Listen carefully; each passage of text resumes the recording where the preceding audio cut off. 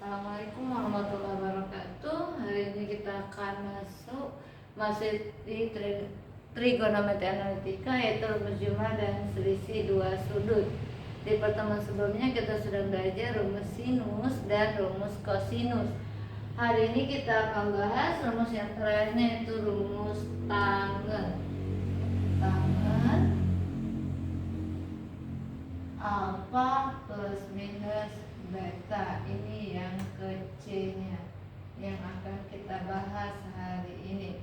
Nah, rumusnya jika tangen alfa plus minus beta, hasilnya adalah rumusnya tangen alfa plus minus tangen beta dibagi dengan 1 min plus tangen alfa dikali tangen beta. Nah, jadi rumusnya di sini, kalau yang di atasnya sama dengan bentuk soalnya, sedangkan yang di bawahnya berlawanan tanda. Kalau di atasnya plus, maka di bawahnya minus. Biar lebih paham, kita masuk ke contoh soal yang pertama. Soal yang pertama di sini soalnya adalah tentukan nilai dari tangen 75 derajat. Nah, 75 derajat di sini bukan sudut istimewa, tapi bisa kita selesaikan tanpa menggunakan kalkulator. Gimana caranya? Caranya kita buat tangen 75 derajat itu jumlah dari berapa? Boleh kita buat 30 derajat ditambah 45 derajat. Nah, berarti rumus jumlah. Asalkan rumusnya apa di sana? Sana tangen alfa. Alfanya berapa? 30 derajat ditambah, karena tambah tetap tambah, tangen 45 derajat dibagi dengan 1. Kalau plus berarti bawahnya jadi minus, tangen 30 derajat dikali tangen 45 derajat. Tangen 30 berapa? Tangen 30 adalah 1 per akar 3 ditambah tangen 45 1 dibagi 1 dikurang tangen 30 1/akar 3 tangen 45 1. Nah, sampai sini tinggal kita samakan penyebut. Anggap di sini ada per 1. Tinggal kita kalikan 1 kali 1 1, akar 3 kali 1 akar 3 dibagi akar 3 sama dengan per, yang ini juga 1 kali 1 1, berarti 1 per akar 3. Anggap ini per 1, samakan penyebut, akar 3 kali 1 akar 3 kurang 1 per akar 3. Selesai pembagian. Bisa jadi perkalian dengan syarat dibalik. Berarti kita balik 1 ditambah akar 3 per akar 3 dikali akar 3 dibagi akar 3 kurang 1.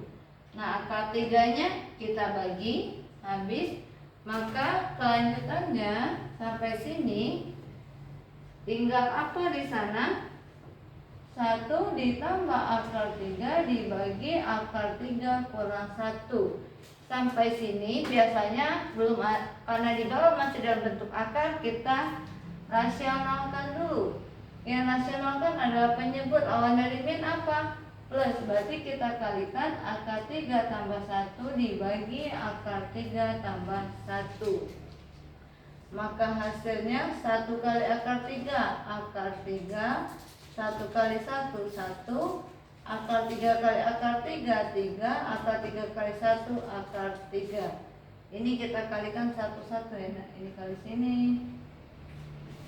Nah, terus yang penyebutnya kita kalikannya cukup awal kali awal, akhir kali akhir. Akar 3 kali akar 3 adalah 3, 1 kali 1 1. Tinggal dijumlahkan, 1 tambah 3 4, akar 3 ditambah akar 3, di sini kan ada angka 1 ya. 1 tambah 1, 2. 2 akar 3 dibagi 3 kurang 1, 2. Berarti berapa sederhananya? Tinggal kita bagi semuanya dengan 2. 4 bagi 2, 2. 2 bagi 2, 1 akar 3. 1 tidak kita tulis. Ingat seluruhnya dibagi 2, bukan hanya 4. Jadi 4 bagi 2, 2. 2 bagi 2, 1 akar 3. Nah, inilah hasil dari tangan 75 derajat. Selanjutnya kita akan masuk ke contoh soal yang kedua. Di sini ada soal tangan V/5 ditambah tangan 2V/5 dibagi dengan 1 dikurang tangan V/5 dikali tangan 2V/5. Yang ditanya hanya tentukan bentuk sederhananya atau sederhanakanlah. Di sini berarti sudah ke bentuk yang sebelah kanan. Tadi kita kerjakan dari kiri ke kanan, sekarang dari kanan ke kiri. Ini satu kesatuan. Jika ini satu kesatuan, berarti nilai apa? Nilai alfa. Sedangkan yang ini nilai beta. Berarti rumusnya apa di sini? Jika ditambah, berarti rumusnya yang ditambah. Nilainya adalah tangan alfa tambah beta. Berarti tangan alfanya berapa? V/5, betanya 2V/5. Nah, yang di bawah diabaikan, bukan diabaikan. Ini adalah satu kesatuan. Jadi sama ini alfa, ini beta. Kalau penyebut pembilangnya alfa, betanya sama, berarti tidak bisa menggunakan rumus tangannya. Ini sudah bisa kita jumlahkan. Ingat di sini ada angka 1 yang tidak ditulis. Maka hasilnya berapa nilai tangannya? 1V tambah 2V, 3V/5. Nah, inilah bentuk sederhana dari contoh soal yang kedua. Sekarang kita akan masuk ke contoh soal yang ketiga. Nah, di contoh soal yang ketiga, di sini ada soal 1 dikurang tangan 3x kurang 30 derajat dibagi 1 ditambah tangan 3x dikurang 30 derajat. Pertanyaannya sama seperti nomor 2, bentuk sederhananya saja. Berarti di sini, nah, kan di rumus ini tangan ditambah tangan atau tangan dikurang tangan. Sedangkan di sini adalah 1 dikurang tangan 3x min 30. Berarti kita pakai inverse yang kemarin. Tangan berapa yang hasilnya 1? Kita harus tahu tangan berapa hasilnya 1 adalah tangan 45 derajat. Berarti kita buat tangan 45 derajat dikurang tangan 3x kurang 30 derajat per 1 ditambah. Di sini kan ada angka 1 yang tidak ditulis sebenarnya ya. Berarti sama saja dengan tangan 45 derajat dikali tangan 3x kurang 30 derajat. Nah, sudah dapat nilai alfa dan betanya. Nilai alfanya berapa? 45 derajat. Nilai betanya berapa? 3x kurang 30 derajat. Berarti tinggal kita selesaikan tangan. Tangan tadi jika dia ditambah, rumusnya tambah. Kita lihat pembilangnya bagian atas. Berarti jika dikurang, berarti rumusnya alfa dikurang beta, alfa min beta. Tinggal kita masukkan rumus tangan. Alfanya berapa? 45 derajat dikurang 3x minus 30 derajat. Oke, tinggal kita sederhanakan. 45 minus 3x. Ingat, kalikan tandanya. Minus dikali minus plus 30 derajat. Tinggal kita jumlahkan tangan 45 ditambah 30 75 derajat dikurang 3x. Nah, inilah bentuk sederhana dari soal nomor 3. Sekarang kita akan masuk ke contoh soal yang terakhir, yaitu soal nomor 4. Di sini ada soal sin A sama dengan 4/5 dengan A sudut lancip. Terus ada juga cos B. Cos B-nya adalah minus 5/13 dengan B sudut tumpul. Sudut tumpul. Yang ditanya tangan A minus B, berapakah nilainya? Nah, sama seperti di pertemuan sebelumnya untuk rumus sinus dan kosinus, ini juga jika diketahui seperti ini, kita buat segitiga masing-masing. Itu segitiga yang A dan segitiga yang B. Berarti di sini diketahuinya sin A 4/5. Sudut lancip itu kuadran berapa? Sudut lancip adalah kuadran 1. Kuadran 1 seluruhnya positif. Rumus sin kemarin apa? Sin itu adalah demi, depan per miring. Berarti kita buat sebuah segitiga. Ini siku-sikunya. Sedangkan di sini sudut A-nya.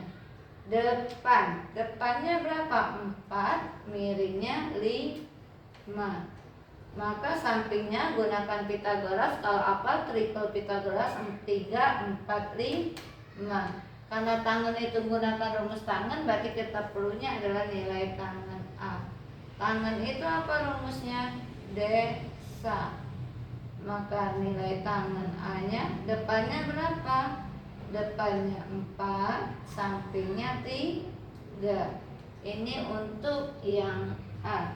Sekarang kita akan masuk yang B, yaitu cos B.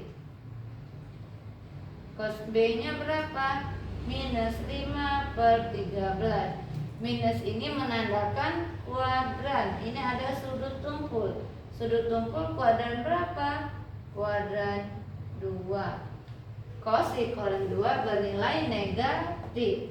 Apa rumus cos? Cos itu adalah sami, samping per miring. Seperti tadi kita buat segitiga. Ini siku-siku dan ini nilai betanya. Cos samping, sampingnya berapa? 5, miringnya 13. Pakai triple Pythagoras atau Pythagoras kan 13 kuadrat dikurang 5 kuadrat, maka di sini hasilnya 12. Sekarang kita perlu rumus tangan. Tangan tadi apa rumusnya? Desa. Depan per samping. Depannya berapa? 12, sampingnya 5. Terus positif negatif.